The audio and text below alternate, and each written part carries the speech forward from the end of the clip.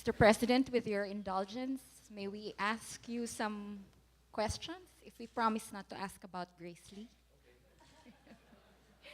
Okay. I know that you had mentioned quite a number of achievements that your administration has succeeded in accomplishing at this point. But personally, what would you consider to be the accomplishments that you are most proud of about your administration? I think if I were just to choose one, it would be the change in attitude. I was in Congress. We had a class of probably about, we had a group of nursing students, numbering about 80. And we had the chance to converse with them, and I asked them, how many of you will stay in the country once you graduate and pass the board? And out of the 80, only 2 said they'll stay in the country. The next year came about, there was a similar group. I didn't want to ask them anymore. I might not even have the 2. But right now, there's a foreign government that calls us already mayabang and matapang. How many of us thought we would be labeled the same 2 years down the line? How about exporting rice as a realizable goal by next year, when we were all conditioned that we taught all of these countries, their ministers who have been exporting to us for such a long time. They learned the lessons from us. They practiced the lessons we taught them, and the end result was we had to depend on them to be able to feed ourselves. Next year, we might be exporting again and really applying the lessons we have. So, to sum it all up, when I see our people smiling, when I see that there's optimism, that there's a light in their eyes where there used to be really just sufferance, that I think is the best achievement, and that will propel us to achieving even greater heights. Thank you. Thank you, President Aquino. It really is, you reinforced that our decision to stay in the Philippines and to serve our country. Second question for you. What major lessons have you learned about the presidency during the last 2 years? Even if you're doing everything and you're working 24/7 to include holidays, there is still that palpable sense that hopefully you will be able to finish everything that you'd want to in the 6 years afforded to you. But there are, shall we say, part of the reform process, reforming the bureaucracy. Part of the process is even recodifying the laws, which, for instance, if government wants to purchase anything, it takes 4 months minimum under the procurement law. One has to wonder whether the prices still are the same by the time you actually get to purchase it. It starts off from a premise that everybody in government wants to steal, hence there's so many safeguards. But it actually hampers the effectivity and efficiency of government. So I don't think there are a lot of surprises. Perhaps the details were, that was where we were most surprised, the gravity of exactly what was bequeathed to us. But other than that, I had the opportunity to witness my mom when she was governing in a very similar, if not a worse situation, because there was no actual transition. But other than that, I won't say that I've mastered everything. I do still keep to the tenets that the start of all knowledge begins with admitting you don't know. And I always pride myself in being the consistent student so that I am not ensconced in a box where what we are able to do is basically to repeat the mistakes of the past. That we want to avoid. By the way, we're asking questions that were from the club presidents, and it's for expediency that we're both asking all the questions on their behalf. So the other thing that might be relevant is, given all the achievements and your view for what you can still accomplish in 4 years, what are the major obstacles you think you have to face or fight for the remainder of your term? Let's admit it, there are forces that will want to preserve the status quo, where they have an unfair advantage, where they are content to what such a system has brought us to. And there is that resistance to change. And we are, let me give you a specific example. When I was a senator, I had a bill that basically said share the profits. And sharing the profits comes about when there is an increase of profits. And the knee-jerk reaction of sorry, I hope not to offend anybody, the ECOP representative was basically, that will increase our costs. Then I said, sir, before you increase your costs, you will have to have, the condition is an increase in profits before you will have an increase of costs, which are only a percentage of the increase in profits. But the close mind of thinking of their partners in that industry as mere factors of production, obviously devolves into the consumer being minimalized also, wherein their products and their services do not have an expanding market, where everybody is, how should I say it, not by tacit agreement, but by convention, relegates themselves to never achieving their fullest potential. So again, journeying into uncharted waters, as some of my critics would say, does leave a less of a parang leaves, or rather needs to convince the people that leaving their comfort zone redounds to maximizing their potentials. Okay. Early in his speech, Mr. Coyuto mentioned about PPP. Last year, there was great anticipation for the public-private partnership programs, but people did not see these being rolled out. For 2012, what PPP projects have been bidded out and which departments are in charge of these? And what other PPP projects do you expect to roll out for the year? Well, what do we roll out this year? Last year, just to explain it, and I want to put it on the record. When we started in government, we were managing a 325 billion deficit. And we had assumed that practically the entire budget had already been spent before we even entered our office. Okay. So the question, but there was necessary infrastructure. And infrastructure deemed was, we had nothing to spend, but we had to get all of these infrastructures. Hence, the PPP route seemed to be the best route in its classical form. I think the conditions have changed. No? Yeah, I think you're witness to how much we've saved on interest payments. You're witness also to the fiscal space that we now have. Therefore, one of the fundamental questions is, how do we get what we need at the best price at the fastest time? And best price sometimes will connote government's access to concessional loans to assist the private partner in minimizing its costs. So there had to be a restudy of all of the projects. Now, direct answer to your question, what we're rolling out this year are 8 projects. You have the PPP for school infrastructure project. What I'm excited about is also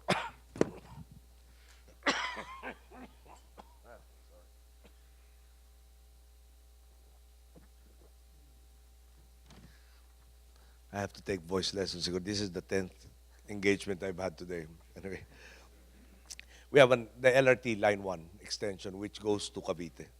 The Kala is Cavite Laguna Project Expressway.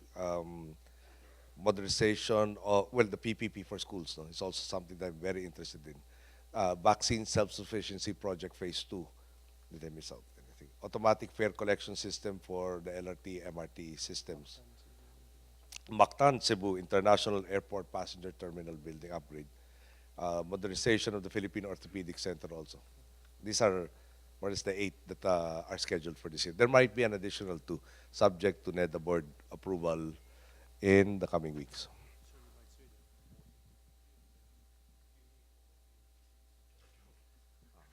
One of your co-club members, Timmy, is in charge of 3 of these projects. So if you need more details, he's ready to answer it.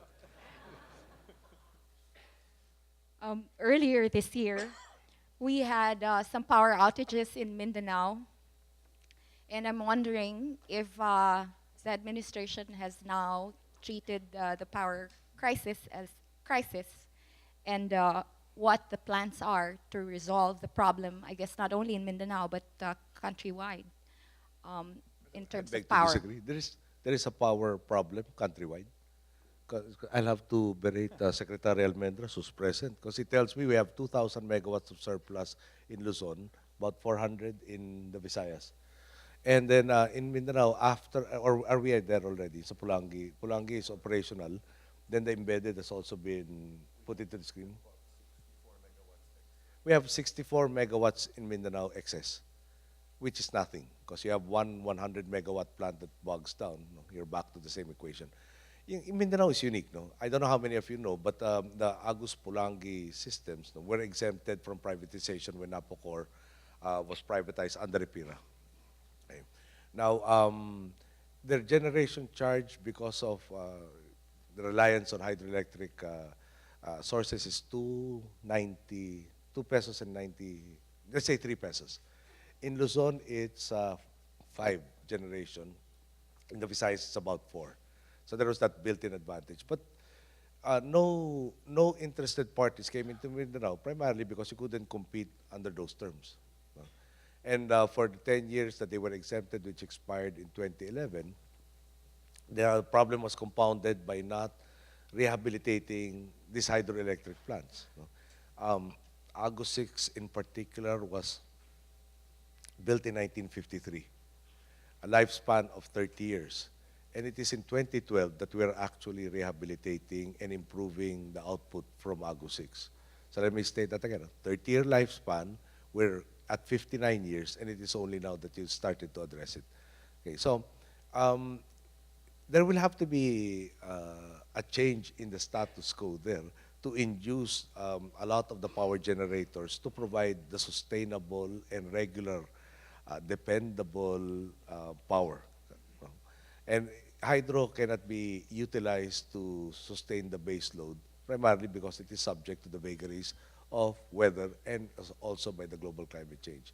So the immediate actions were to require, to convince those who had embedded generating capacities not to draw on the hydro, but actually to add their generating capacities to what was available in the grid. Repair of the Bolangi system, which was for 30 days, that has been finished. Power barges, about 4 of them will be added to the 2 that are already there. But they will also have to be rehabilitated. But these are only stopgap until by 2014, when we expect at least the start of, I think these are coal baseload plants, no, will be online by that time. At least, hopefully not later than 2015, to provide the sustainable energy. Thank you, President Aquino. From PPP to power, and now to mining. The mining industry seems to be on an upswing again. This means good opportunity for local and foreign investments, employment generation, therefore a boost to the country's economy. On the other hand, there are mining laws that need to be strictly implemented. Not to mention, threats to the environment have become more pronounced. How will the government balance the economic benefits versus the impact on the environment? That's the whole point. There's a debate on the economic benefits. For instance, I have to go through my notes. 2010 mining companies in the Philippines reported revenues of 144.4 billion pesos. They paid about 10% of the revenues, or it's not even 10%, it's 13.83 billion in taxes. So this used to be owned by the state and the people. Once you extract it, it's gone. If there are depredations on the environment, our less than 10% share is supposed to rehabilitate everything. Okay? And I'm sure all of us are aware of instances like Marinduque. Now that still has to be to fully recover. Bottom line is, amongst the plans there are 78 tourism sites that will not be open to mining interests. So, tourism is seen as a recurring source of revenue as opposed to mining sustainability in the long run. Okay, then we will have to have a review of the sharing. Now there is a revision of the policies that are now being circulated amongst the stakeholders to find or to source their last inputs. And at that point, after that is done, then we will implement this policy that hopefully will address everybody's concerns and balance the seemingly conflicting interests of various stakeholders. From business, Mr. President, we're going to move to politics. The Vice President, Binay, who was our guest a month ago, coalesced with the party of former President Estrada to form UNA. Are you ready to speak on the plans of the Liberal Party for next year's elections? Well, we have 4 candidates already that have been decided. As you know, there are a lot more applicants than slots. There are at least 24 and probably 32 that are applying for the 12 slots. But of the 4, we have Rufy Biason, we have Rizon Tiveros Parakel, we have Joel Villanueva, I'm sorry, Joel, and Sani Angara. also.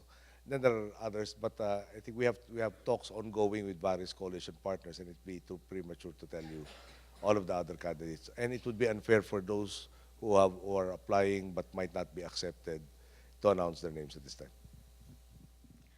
Mr. President, we are almost there, close to the end of our Q&A. At second to the last question, at the end of your term, how would you like your presidency remembered? Well, perhaps as the means by which the people have achieved the change in the status quo, to have a transformed country, something that existed only in what was considered pipe dreams but are now an actuality. And I think that can be attained. So more on politics, Mr. President, are you going to endorse a candidate for the year 2016? I think the performance of the administration will be the biggest endorsement of whoever the people like-minded, who share the same vision as I do, will bestow upon the person who will continue what will be left unfinished. We cannot change decades upon decades in 6 years. That I think is unreasonable. But I've been asked consistently, how do we ensure that what you have started will not finish when you step down, and that we do not backslide? Therefore, it behooves all of us to really transform this country, show the people the change that they wrought, and in that sense, be able to continue that which we have started. Well, at this point, Mr. President, we'd like to really thank you so much for your time. It is really an honor for you to have accepted this opportunity to speak in front of the alumni of the 7 schools, of the 7 U.S. schools. So thank you very much, Mr. President. Gusto niyo kumuha ng question sa audience, sir? Oh, okay. Thank you. I guess we still have time for some questions from the floor. Is there anyone who... Yes, please state your name and ask your question. Sir, the one in orange, pink.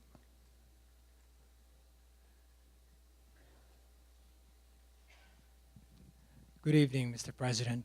I'm Ricky Sobrevenius, Wharton-Penn Club.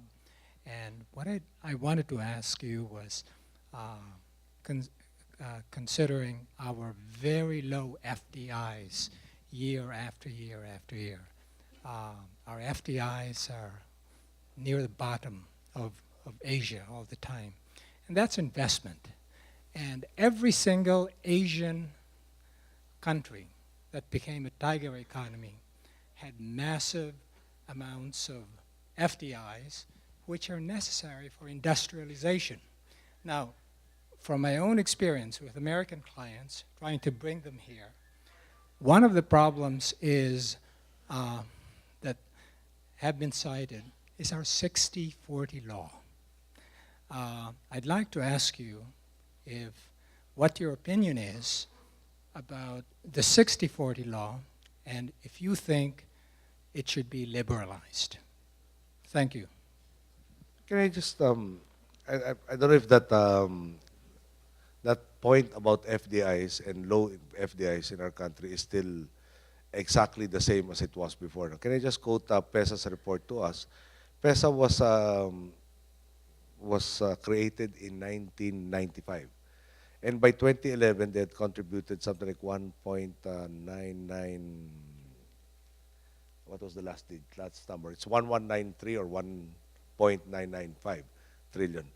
And at that time, we were 18 months in office, about 420 plus billion of that 1.99 trillion came in during our watch, about 23% of the total from 1995. So to our mind, that seems to be an accelerating trend. We have 2 major shipbuilding companies coming into the country. We're 4th largest shipbuilding country already. There's a steel manufacturing entity or 2 steel manufacturing entities also coming in. I will tend to be diplomatic, but there is a lot of movement of other businesses that are coming in or expanding their operations here. Now, with regards to the 60-40 law, I of course will have a nationalistic trait in me.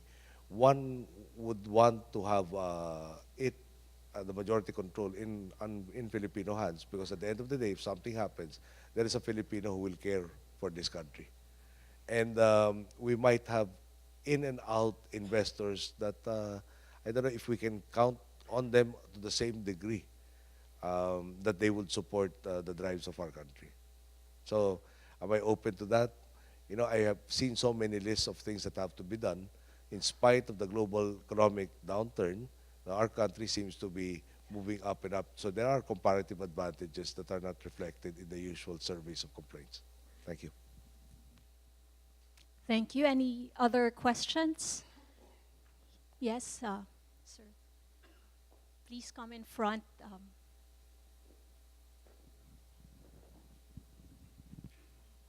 Pangulong Noynoy, magandang gabi. Tanong ko lang, no, kasi here we have, sorry, I'm Benigno S from Stanford Club. 7 schools. I don't know if you're aware that some of these 7 schools, including MIT, have put online a lot of their courseware.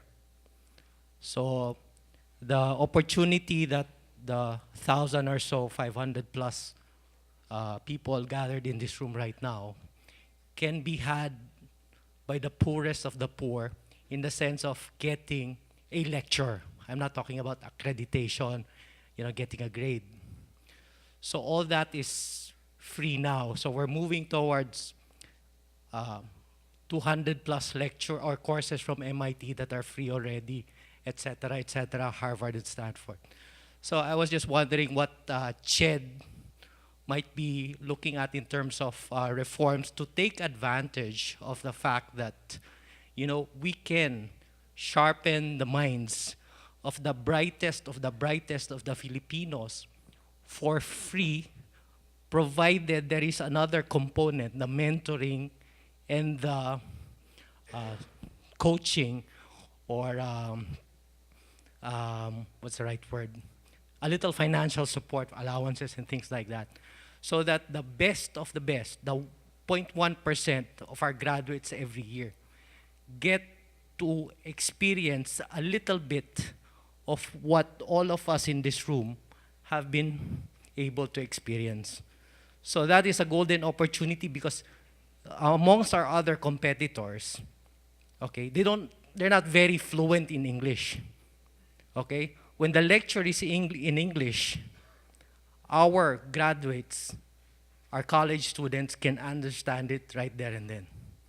So I don't know what sort of initiative or intervention we might be able to make so that the poorest of the poor, but the brightest, can take advantage of the free lectures that are already online from these 7 schools among 100 other schools. Thank you very much. Thank you. Thank you. I really appreciate being here tonight. No? This is the first time I've heard of such a project. We've been concentrating on the domestic educational system. You have studies being done by so many of our state universities and colleges that merely repeat previous studies that are not focused, etc. We are concentrating on schools to be able to deliver what they promised. No? You have this tragedy of schools offering courses that they actually are not competent to offer, and they have graduates who have an impossibility of passing the board exams. We have tie-ups between industry, both local and foreign, with our various higher education institutes to be able to grow the talent that they need. We have people like Dado Barata, who has been helping us to link us with various colleges in California to, again, have, I said, the best and brightest have an experience of realizing perhaps practical applications for the researches that they're doing. As you know, we're improving the basic education setup. Wherein we lose about 86% of our population when we got in never get to finish college. We graduate only 14%. We graduate, the survival rate for high school, or those that get to high school, are only 50% of those who started in grade 1. So those are what we're concentrating on. Of course, this is an opportunity that should be explored, and we'll ask Chair Licuanan to study the matter. And if it is as you had said, and I'm sure we will access the same, and the necessary support will be forthcoming. Thank you. Okay. Some other hands? Yes, please. Gentleman at the back. Please introduce yourself. Maybe you'll have to come forward. Sorry.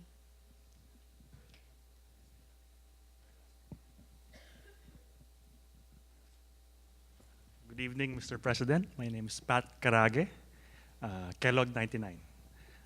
Actually, my father sends his regards, by the way, Jem Carage. We were actually in the States after I graduated, and I brought back my family 2 years ago. So I want to thank you for making that decision a lot easier for us to make.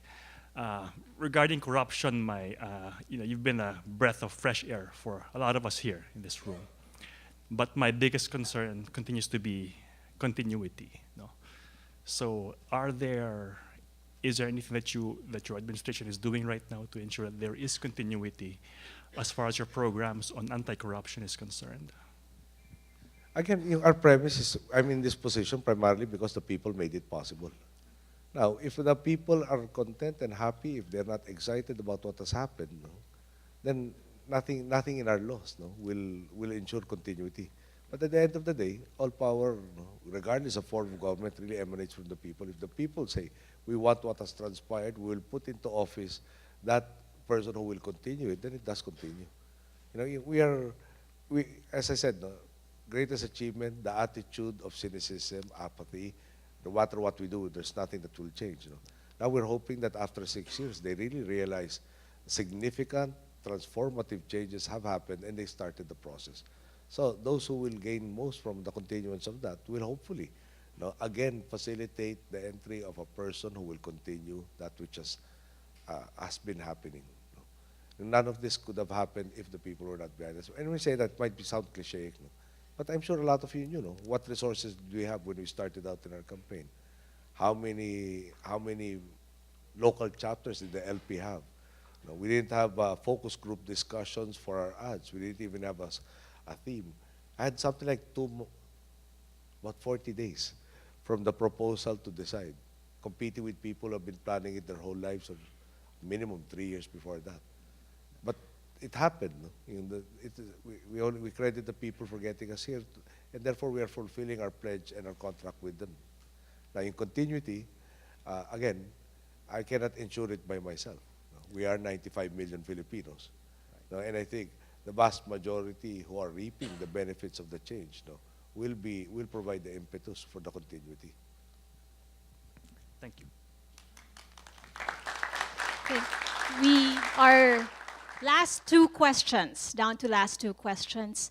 One for the gentleman here and the other one for Mr. Henry Bonlo.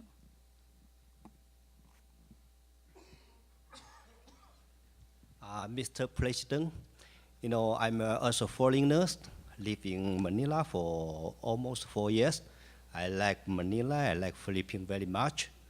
But one question, about the green development of this country, about the green city of Manila. I would like to listen to, actually I should introduce myself first. I'm a lead urban development specialist of ADB. So what's the program, what's the plan of Philippines for green development of Manila? Because recently, here in Makati, in Mandaluyong, you have the green e-power jeepney or something. I would like to know that what's the program of this country.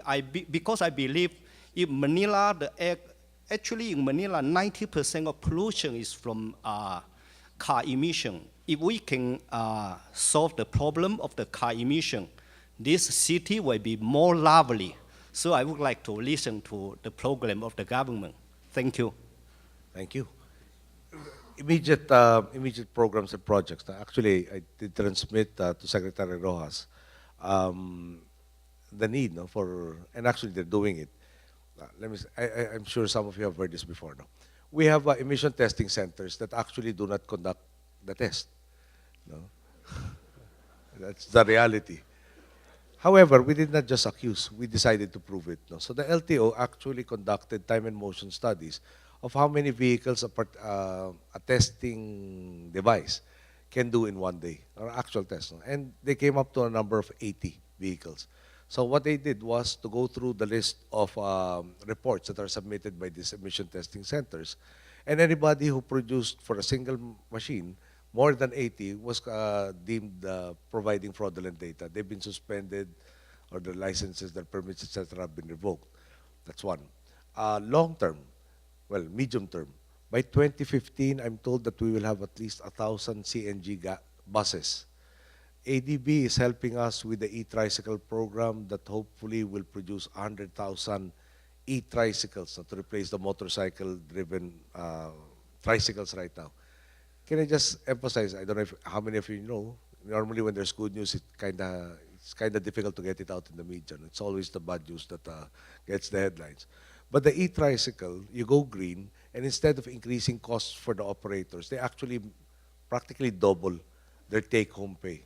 The single charge lasts the entire day, whereas they used to have to take 3 refueling sessions with petrol-based. I'm not that happy with the execution. It's we're 1 year already, and I'm hoping that before it gets to the second year anniversary, that we have actually rolled out the first 20,000 and are already being utilized. You have the National Greening Program. We're trying to replace the trees to the tune of 1.5 billion trees. By the time, I stepped down.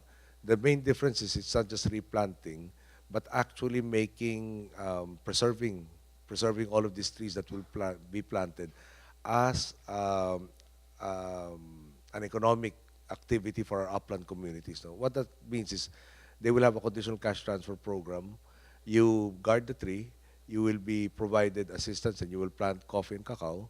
We have buyers already for the produce. You'll be under the CCT program for a maximum of 3 years, at which point we are hoping that all of these plants are already mature. That's where you gain your livelihood, not from looking at the tree as charcoal or whatever. So hopefully you will have partners who are actually there who will guard the 1.5 billion trees that will help us in mitigating the effects of global climate change. So those are some of the efforts. And of course, the Department of Energy is also going with the energy efficiency program. You'll have more energy efficient light bulbs, air conditioning systems. DOTC is also contributing to that. There'll be secondary tropicalized terminals that will come in earlier, that will not need air conditioning, but will still be comfortable for our tourists that come in. Don't worry, that's just a cell phone message.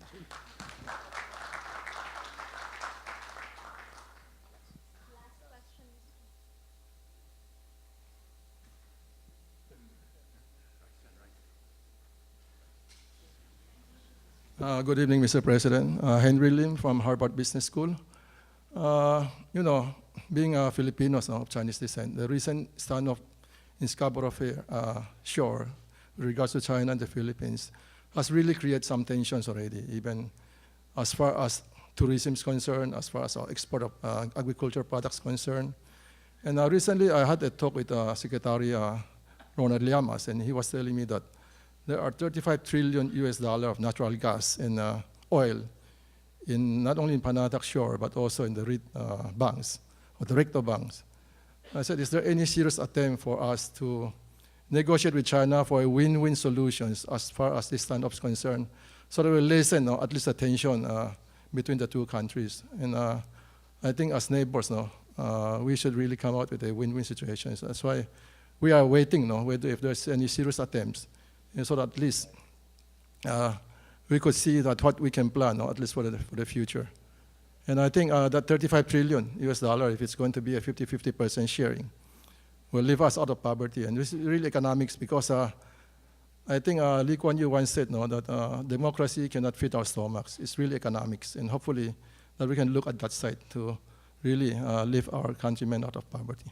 Thank you, Mr. President. And I'm not empowered to give up any of our territory. That's part of it, Then I don't know how many of you are aware that the issues are long-standing, but they're not the same issues, In the 70s, we had the disputes on the Spratlys. Okay. It is only in 2009 when we had this 9-dash theory made public.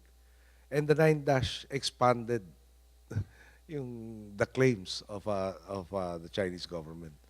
Now, we're not stopped, no, having communications with them and trying to look for the win-win situation. But at the same time, I am still bound by an oath that I took to defend and uphold the Constitution and enforce all of our laws. So if it's clear, no, that we have a 200-mile economic zone, exclusive economic zone, designated by the United Nations Convention of the Law of the Seas, no, and both of us are parties to it, is it too much to ask that our rights are respected by our neighbors? In the same token that we respect the rights.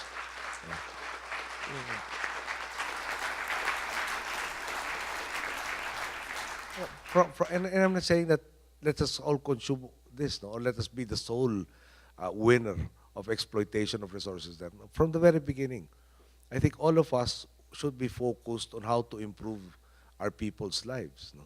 And the only way to do that is from stability. And stability comes from your ability to look at your neighbor's interests and try to assist him in his own route towards improving the people's standards of living. And to that end, we have been a good neighbor, sharing our best practices with all of the neighbors that have asked us for assistance. No?